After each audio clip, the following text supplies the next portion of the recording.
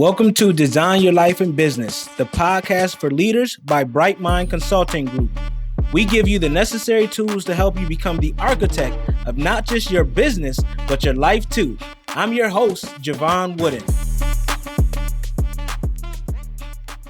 Hey, what's going on, Ash? How are you, man?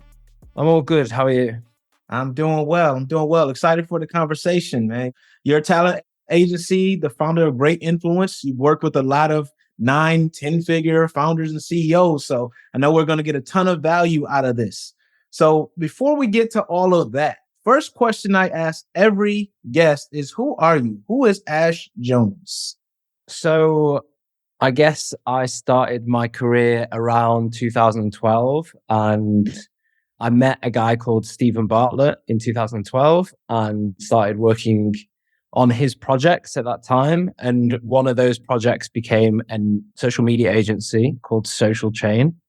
And that became a very big business. And then since then, Stephen has gone on to have he's got a podcast called Diary of a CEO, which is one of the biggest podcasts in Europe. And he's now a dragon on BBC's Dragon's Den, which is like Shark Tank in the US. So yeah, he's become a very big entrepreneur influencer. And my job at Social Chain, when we used to work together, was to help him do all that. Like I was in his team. And then I left there in 2018 to help. The idea was set up Great Influence, which helps founders and CEOs to understand social media and create content. And that's what we do now. We work with a lot of high profile founders, CEOs, some like MDs, VPs, group CEOs, and we're helping them build on social media and create content for them. Awesome. So what does that mean? Like help them build their presence on social media? I know it's tied into branding, but what does that look like? So we have one client who we've grown their LinkedIn to 500K followers and their TikTok to 1.2 million followers. And it's essentially like, it's our job to understand them as people first and foremost. Like, who is this person? What public profile are they trying to build? What are the things that are about them the world would find really interesting? And understanding their character and personality. And then it's our job to help create all the content that goes out on their channels. Got it. So we do a lot of video content recently, a lot of written content, and it's our job to try to connect the dots between the individual and good content. And that's what we do at Great Influences. We take what people are about and turn that into great content that hopefully builds up their social media audiences. Well, this is perfect because I know the listeners are like, oh, my ears are perked up. I need that. Right? I've been posting on social media for years and I still only have 100 followers. So can you help us out a little bit? Can you tell us some of those tools and tips that you at Great Influence have used to kind of grow those followings? And not just followings, but turn those engagements into clients? Yeah, I think that there's a difference between building a public profile or a personality, if we put it like that, versus growing a social media following. So you have TikTok right now. There's so many TikTok creators with hundreds of thousands of followers. But if you said their name in a room, people wouldn't know who they are. And that's the difference of the work that we do. We're not just trying to build people followers because that's quite easy and gameable. Mm-hmm. We're trying to build people names. And then that gives them the opportunity to leverage that. And we work with people who publish books and they're on TV, they're on radio, they're in speaking events and all these things. And you can only have access to those things by building a name. You can't have access to those things just by building followers because that's very different than building a personal brand. And that's a lot of the work that we're doing is trying to focus on yes, we build people's audiences online up and we get them a lot of reach through the content that they create. But fundamentally, we're trying to build them as a name and a personality and somebody that is recognized for speaking on certain subjects or within a certain industry or this kind of thing. So it's not just about post something that sends somebody viral or post something that grows their followers or gets views. It's post something that builds them as a personality. So it's more like a thought leadership type of posting, right? Getting them to be seen as the go-to for this specific whatever they want to be known for. Is that correct? Yeah, in a sense. But I feel like thought leadership is indicates to us that means boring. Like Mm, thought leadership is very dry, it's very dull. If you read any business book, it's always a bit of a slog. Whereas the way that we think about is like, how can we take the person that we're working with and the industry that they work in and the things that they need to be talking about and make that entertainment? And it's gotcha. like what YouTubers do is entertainment, TikTok is entertaining people. And entertainment doesn't mean like funny and dancing and happy. It can be educational. It can be sad. It can be happy. It can be fun. It can be a number of different things. But fundamentally, it's entertaining. Like it engages you in a certain way. And that's the approach that we take. Like, yes, a lot of it is thought leadership, but it's thought leadership through the lens of how do we make this entertaining to the audience or the viewer or the reader, and how do we keep them engaged along the way. And I think that is like a lot of the trick to it is you see it more and more now. If you browse through TikTok of like how to grow a TikTok, they'll talk about like focusing on people's attention spans and Mhm. in keeping them engaged as a viewer along the way. And I think a lot of it lies in the art of that. Yeah, absolutely. Yeah, we hear about hooks and all this other stuff, right? Bottom line up front, all these different techniques. So tell us a little bit about what are some of the key tools or tactics that you've seen over at Greater Influence that you've used that really have been hitting it out the park, so to speak, for many of your different clients. I think it's twofold, like success on social media, or if you're a person who's trying to leverage social media to build there, is twofold. One is like having a really clear personality yourself. And then the second part is knowing what works in any one moment on the platform that you're operating on. So, like, take LinkedIn right now, for example. We do a lot of work on LinkedIn. And at the minute, we feel that the most important metric to focus on is reposts. It's not how many likes something gets, it's how many reposts something gets, because that means the content is shareable. Right. So that's what I mean by the second part. Is like we know that we have to focus on creating content that drives reposts as a metric. So therefore, we have to understand what content people like to repost. So what is that Gotcha. content? And we spend time looking at the different posts on a platform that will do well in terms of that metric and go, what is it about this piece of content that did well? It gave value to the reader. It was educational. It was useful. It was a lesson. It was this, it was that. So we'll like deduce what we feel is working on the platform in that moment in time. And then the other part is like personality. So it's like, this is a bit of it's hard to cultivate. It's one of those things you've either got it or not, especially on a Mhm. platform like TikTok. Like a lot of platforms are going video heavy now. And if you don't have personality, it becomes even more difficult to stand out. Whereas 15, 20 years ago on the internet, you could just have a blog and you don't need that much personality with a blog because nobody can see your face, nobody can hear you. It's just words on a page. So if you're a good writer, you win. Whereas now the barriers are much higher because you've got to sound good, you've got to look good, you've got to have some kind of sparkle about you to be able to win on social media via video. So that one's a bit less of something you can figure out. But the other one of like, right, this is the platform, this is what is rewarding right now.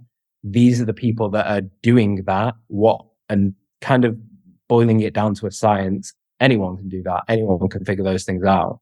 But I'd say from our point of view, we look at those two things. It's like we find people and work with people that have clear personality that we think is engaging. And then it's our job to understand all the hacky element of social media. Like, how do you grow on TikTok right now? How do you grow on Instagram? How do you grow on LinkedIn? How do you make good content there? And put those two things together. And that's the magic. Gotcha. So you've worked with a multitude of successful leaders and some entrepreneurs. Can you tell us like what makes them exceptional from your perspective? What really helps them stand apart? I think that they need two things, which one is it's just like stardust. They walk into a room and people are naturally attracted to them. And whenever they walk into a room or stand on a stage, they tend to command attention without really saying much. They just have that thing. It's very difficult to articulate.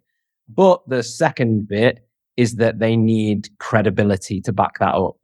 Like they need to have a credible business that has done successful things and they've built something that's worked and people look to and go, okay, fair enough. You've done something really impressive there. Because if you just have the first bit, which is like, you're just imagine the reason that we all think Brad Pitt is one of the biggest celebrities in the world isn't just because he looks like Brad Pitt. It's because he's acted in name all the films. They're unbelievable films. Whereas if he was just a good looking guy, he wouldn't have got anywhere. So it's like, it's the combination of those two things. It's like the personality, the stardust, the attraction, that thing that you can't articulate of when someone walks into a room, they tend to grab people's attention, and coupled with undeniable achievement and talent and skill. Whereas there's a million people in Hollywood that have the first bit and they don't get anywhere. Look at the amount of people you watch TV shows like The X Factor, all these like talent shows, and the people that stand on stage, they grab people's attention, but they're not talented or skilled enough to really go to the next level. So yeah, we tend to look for the people that have the two of those. Like, yes, they are naturally, they have something about them that you can't articulate, and they've backed that up with what they've achieved in life. That body of work, yes, so important, man. Yeah. So I know I work with a lot of leaders and business owners and all that stuff through my work. And what I've noticed is there are a lot of them who just do not want to put themselves out there. So what would you say to some entrepreneurs and leaders who are reluctant to do that, to put themselves out there in an open and transparent way so they can allow people to see that stardust that they have? I think it's a very natural thing to not want to put yourself out there. Like it feels like it's the opposite right now, where if you're not doing it, you're missing out. That's how I imagine a lot of people that in the business world, whether they're running a business or they're in a career, they'll feel this pressure now to be putting themselves out there in some way, shape or form. And the truth is that 99.9% of people don't. So it's actually a normal thing not to. It's more irregular to put yourself out there. But in doing it, you can create like a competitive advantage over anyone, because 99% of people won't do it. And that's what I found, is that there's so many people who say they want to and have the best of intentions, and they never end up doing it, or they do it for a little bit of time and then don't carry on after that. The amount of people that consistently, like even just posting on a social media platform, who do that consistently over years is very tiny.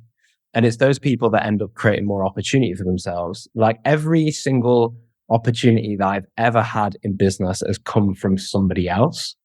It's come from word of mouth and people that I know recommending me and my company, or they having a conversation with someone and we happen, like my name or the company's name happens to come up. Like every single thing that's happened in business for me so far has been as a result of somebody else knowing about who we are. So that's what you're playing with. It's like you're increasing the chances of that happening by putting yourself out there and just letting people know what you've got going on, what you're about and all these things. It's increasing that chance of, it's just opportunity. You're increasing the chance of opportunity for yourself and your business in your career. And with that thing of a lot of people not wanting to, from my experience, near enough every single person that we've worked with, and quite a few of them are high profile and on like quite regularly on like TV or speaking on big stages. And that one thing they all have in common with that is they are terrified of doing it the majority of the time. They're always anxious. The feeling never goes away of being comfortable putting yourself out there, whatever medium it is. And that's from the highest profile people that I've met that are on TV every single week to the most successful people in business that I've met that have sold businesses for hundreds of millions. They all have that like uncertainty of putting themselves out there. And the thing that I realized in that was like, oh, so the uncertainty that I feel when I am faced with doing it, because I'm a business owner and it's a responsibility for me to do it if I want to create more opportunity, they also feel it. So it kind of like normalized it for me, where I was like, the feeling that it's a bit daunting to do is actually what everyone else feels. And they're all super, super successful. So of course I'm going to feel it. And just knowing that I wasn't alone in that feeling, which everybody has, knowing that even the most successful people that I've ever met who really shouldn't have that feeling anymore because they've been through this a million times and they're doing it all the time and they're used to it and they're successful, even they still get it. So it made me realize that that feeling will never go away. So I have two choices in that moment. It's like, well, I feel it. I can let that feeling win, or I can just accept that that's how it's meant to be. Like you're always going to feel that feeling. And when I realized that, it was a big unlock for me because I was like, okay, the feeling is never going away. So I have to move and do regardless. You realize that 99% of people lose to the feeling, like the feeling wins. And then there's this small, tiny 0.1% who get over the feeling and they just live with it being there. And they put themselves out there consistently for years and they have an obsession at learning how to be better at putting themselves out there. They learn how to articulate their ideas better. They learn how to like what to share, how to share, what they should be speaking on, what they shouldn't be speaking on. They learn through the process and they get better and better and they stay consistent for years and they unlock more opportunity in career and business in life than everybody else by a country mile. So yeah, I'd say that's like the why should you do it pitch.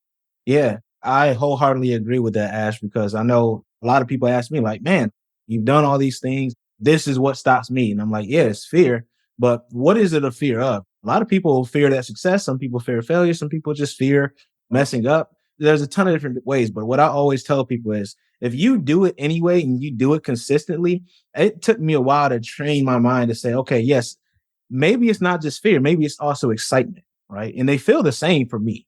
For me, I get the butterflies, I get going, whatever, when I'm about to get on stage and I talk. So I help with a lot of my clients with that mindset shift. And it's helped a lot of those 99% you're talking about. Like a lot of them is just their mindset, right? Especially if you come from a different environment, different circumstances. A lot of times you feel like, how do I deserve this? Right. And you get that guilt. It's so many different things that come up for you. So I love that you said, man, no matter what you call it, no matter what you feel, excitement, fear, just do it. Right. And don't worry about the perfection on the way because, like you said, you're learning and it's an iterative process. They say an overnight success takes 10 years. Right. So, and I believe that because I've been at this for a little while, man, and we still have work to do, right, to get where we want to go. So I love that you said that, Ash. That was a great point, man. So I would like to ask you, man, what got you into this work? What made you interested in getting people to that next level with their brands? I think that I just kind of fell into it, to be honest. And for me, I don't really like being the person in the spotlight. I don't like, I've spoke at events before and it's okay. I wouldn't actively choose to be front of stage and the person who everyone's attention is on. But I do have a real draw towards fame and attention. And I find it really interesting. It really like sets my dopamine receptors off, but I don't like being the focus of it. The idea of being behind the people who can be front of center is kind of like my perfect spot. It's like every famous artist has like a team behind them kind of thing. And the team behind them get to experience the same thing without having to be the Justin Bieber on the stage. They'll still get the same experience. They experience the wins, they experience the losses, they experience the like everything that comes with it, but they're in the right place. If you put them on the stage, then it's not going to work, but Yes. the right role in that team. And I felt very comfortable when I realized that it's not about, I'm not trying to be the person front and center, but I understand what makes people pay attention to others. I don't know what it is. I'm interested in it. And I've kind of like over the past 10 years decoded how you can engineer influence, I guess. Like, how can you as a person become more influential and become more well known and become more pointed to as somebody who is interesting or trustworthy or all these things? And I've kind of like learned and decoded how certain ways of how that works. So it's my job to be in the background of these people to Mhm. help shape and advise and like the execution of what they're doing and things like that to help them essentially optimize the like level of influence that they have, because they will have it without. Like, they are just personalities that are like different levels of well known. They have that without, but it's my job to like optimize how far that goes. Like, yeah, I kind of fell into it, ended up being a bit of a perfect role for me because I like the attention and success and fame side of things. That world is very interesting to me, but it might be in front of the stage. So I found my perfect little spot. I love that, man. I love that. So, what are some of the pitfalls that helped you find that perfect little spot along the way? I actually did two different roles in the same company. And the second role, which was this, was the one that ended up being my career. And the one I did before, I was like square peg in a round hole, and then a round peg in a round hole. And I was at the exact same company. And in one role, I was awful. I was the marketing director, and I was not good at it in the slightest. And I wasn't interested in it. I didn't care about the work that I was doing. I wasn't fascinated or any grip by it. And I did that for a year, and then I got let go because I wasn't performing and I wasn't good at it. And then I came back in the exact same company in a different role that I found really, really fascinating. And I was like, even outside of work hours, I'd be obsessed with the thing that I was working on. And then that worked. So I think it was that I had the realization that for me to do anything well in terms of the line of work, I have to be interested in it, like genuinely interested in it. When the laptop is down and it's 5 p.m. and everyone's gone home, do I still think about it or not? And if I don't, then I'm not going to end up being good at it at all. Whereas this, I genuinely cared about it regardless. Absolutely. No, I'm with you on that, man. That passion definitely matters, man, because if you are going to invest all the time to become great at something, I mean, you have to have some type of love for it or interest in it for a prolonged period of time, or else you're just going to keep bouncing around trying to find purpose and passion and never find it. Right. So that's a good So point, I think man. passion is a privilege at the same time. It is. Absolutely. Like, a lot of people aren't fortunate to have the opportunity to even look for something that they're passionate about, because they've got to. I had no responsibility. I could go from job to job to job and keep going and keep finding. And eventually I did that and I found it in the end. But something could have happened along the way that meant that I didn't have that opportunity to like follow that passion surge. And I might have ended up being a parent or family situation or something like that. So yeah, it's like ended up in a passion, but like passion is a privilege, isn't it? It's absolutely a privilege, man, because we got bills. We got responsibilities, right? For so long, I was doing tech and I knew that I didn't enjoy it, but it paid well. It paid the bills and it got me out of the circumstances of poverty and all that other stuff. So I absolutely agree that passion is a privilege that I hope that all the listeners either have or will have at some point. But it also takes hard work, even if it is your passion, right? You're not always going to love every day, but you just have to dig it and keep going. And that's the bottom line, no matter what. Kind of like what you were talking about before, going through that fear or that 99% not doing it. If you continue to do it and be that 1%, man, that exponential growth is going to take place and you won't even recognize it until it does. Right. So you're like, oh, this does not work and this isn't working. And next thing you know, you shoot up and you meet an Ash Jones with a great influence that can take you up to that next level. So I'm One with of you. the So interesting things I think about that, like just showing up, is like, it blows my mind how just turning up, like say online, like posting online, just doing that, people perceive what you're doing to be going well just from turning up consistently. And the amount of times that I've had somebody say to me, oh, it looks like Great Influence is going really, really well. And I'm sat there thinking, how do you know? I've never shared the inner workings of what we do. I don't openly talk about how much money we make or how many clients we've got or anything like this. Yet somebody has said to me, it looks like everything's going really, really well.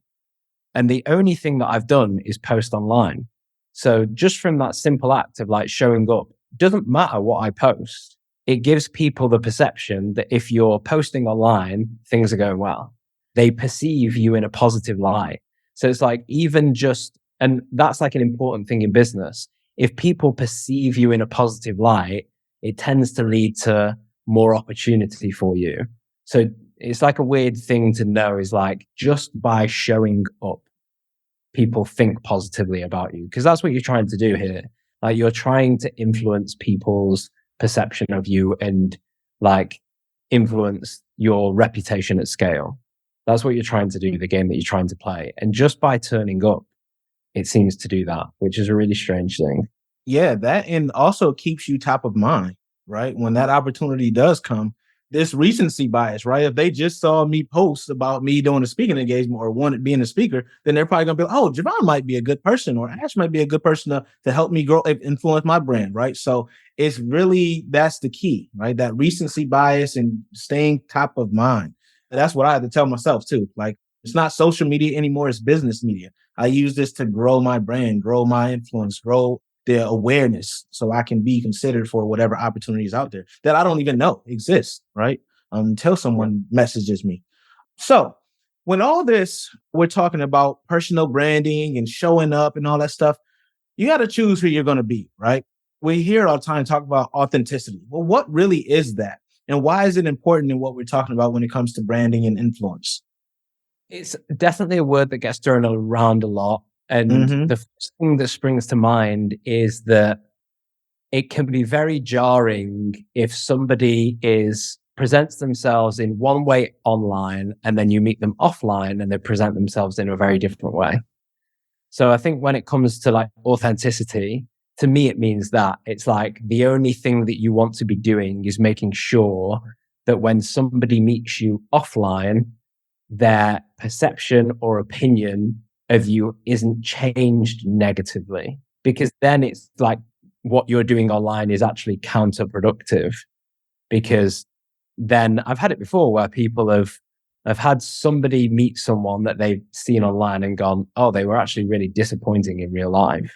So I think when it's like authenticity, it's just about trying to figure out how to present an online version of you. Like it's not jarring. It's not somebody who is very different from the offline because then it becomes counterproductive. You actually end up having a negative impact on your reputation because you don't match up your online versus offline.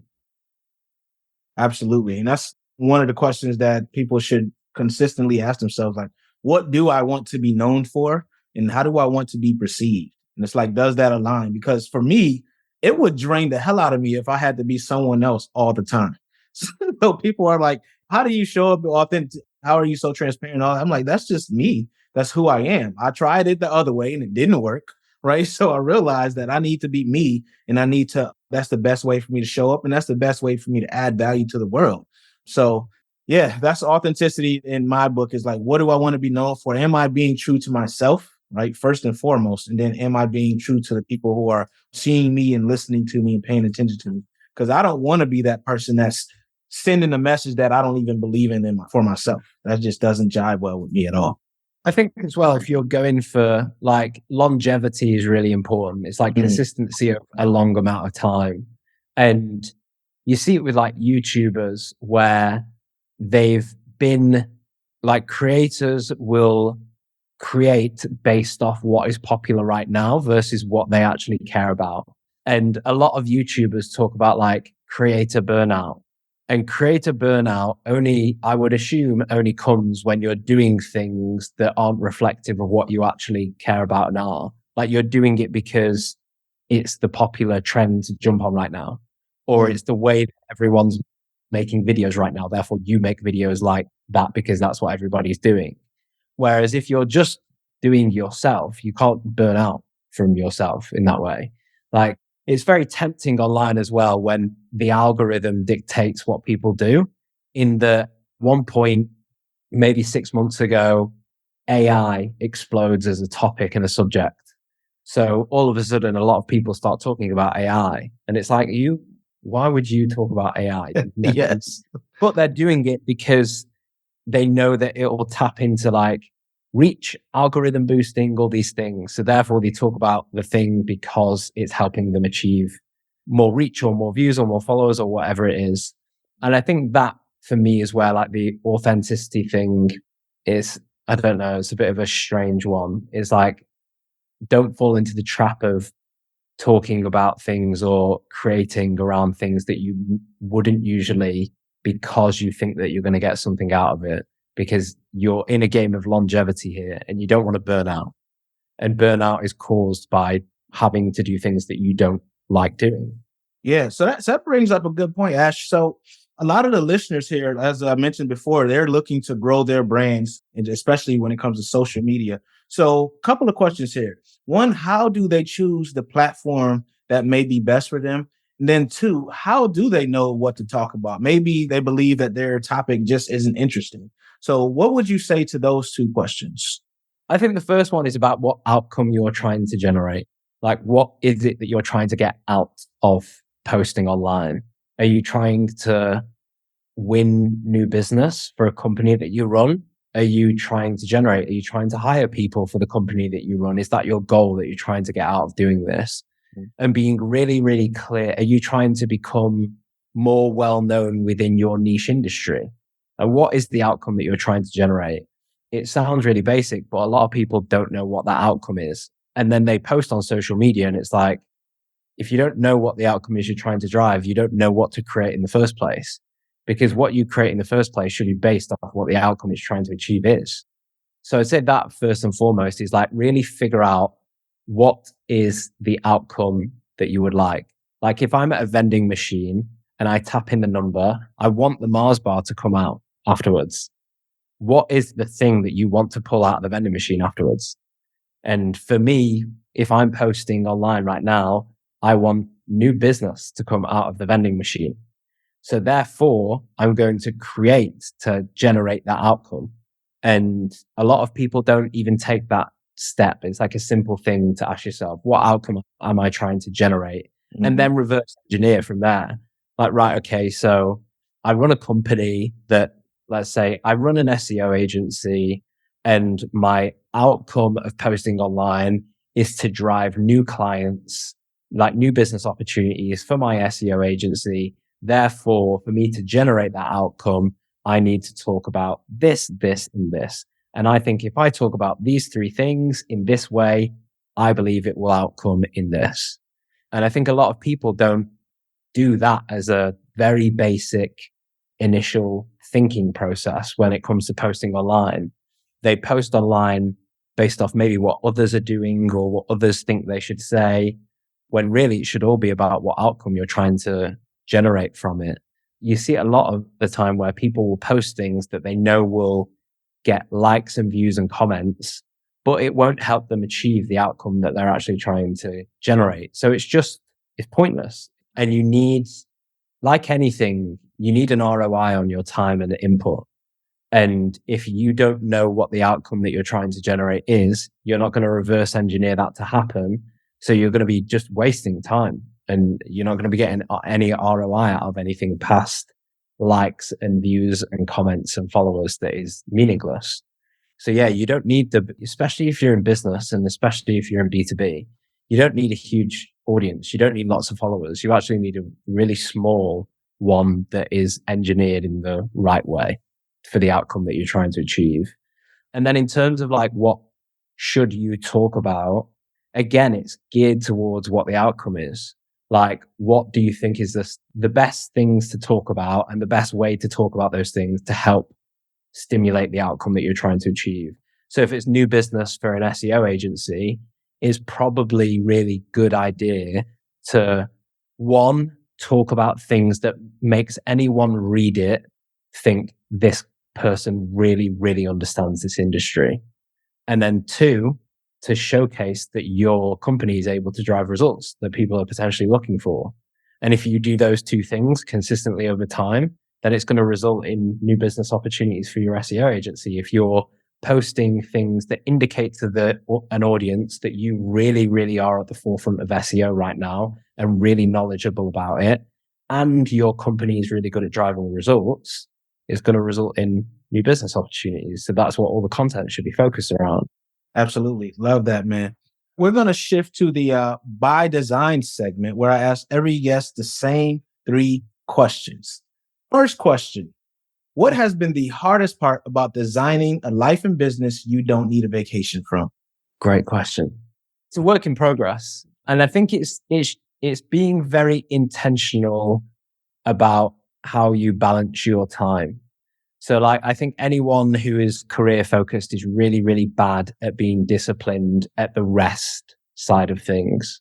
And it's in discipline around that. Like right now, I've got a very high discipline in how much sleep I get and how much water I drink.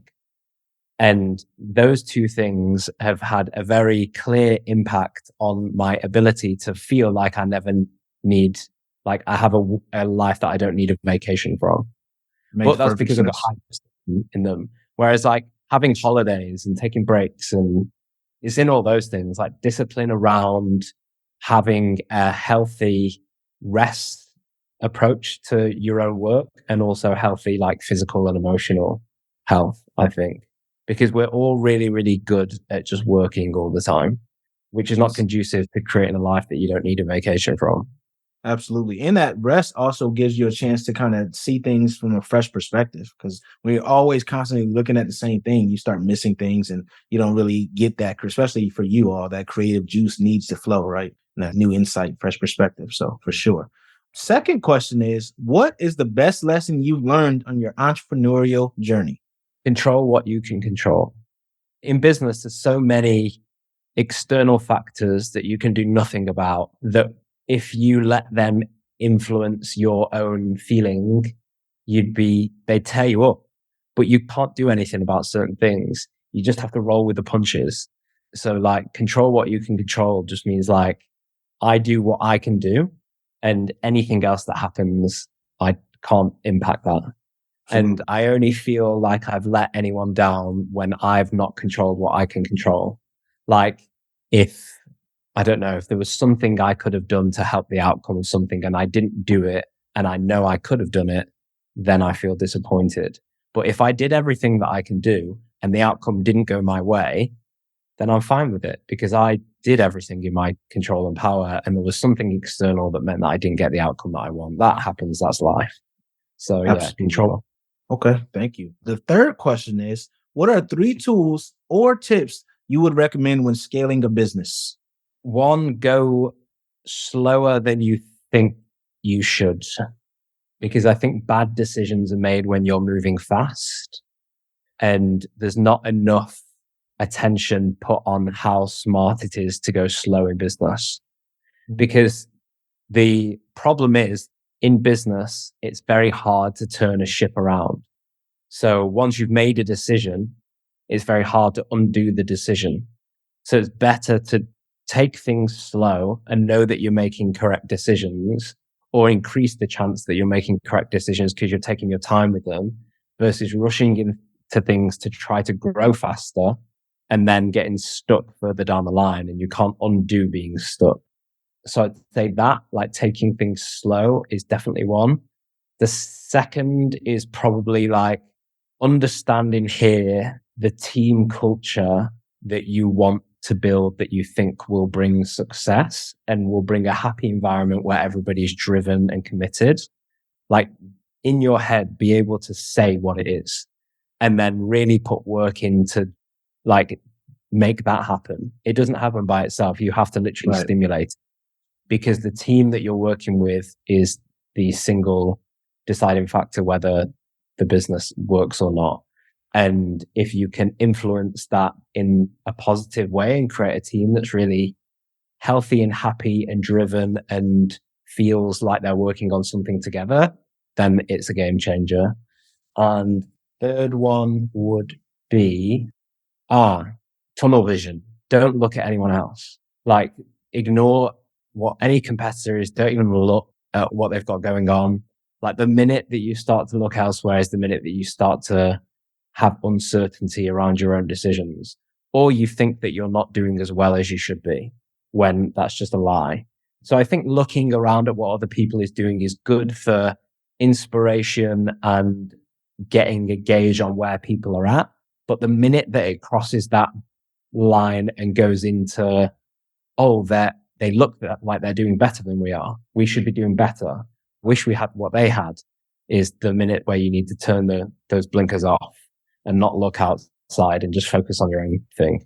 Man, great tips, man. Those are definitely fresh ones. Haven't heard those yet. So thank you for that, man. Well, it's been a pleasure. So great to have you on Design Life and Business, Ash. How can the people connect with you?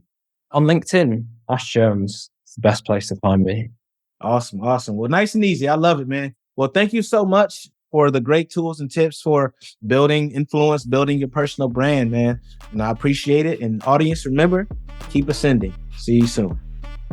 Design Your Life and Business, the podcast for leaders, is brought to you by Bright Mind Consulting Group.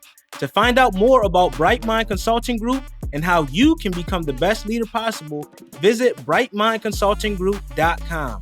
Make sure you search for Design Your Life and Business on Apple Podcasts, Spotify, Google Podcasts, or anywhere else podcasts are found. Click subscribe so you don't miss any future episodes. On behalf of the team here at Bright Mind Consulting Group, we cannot thank you enough for listening.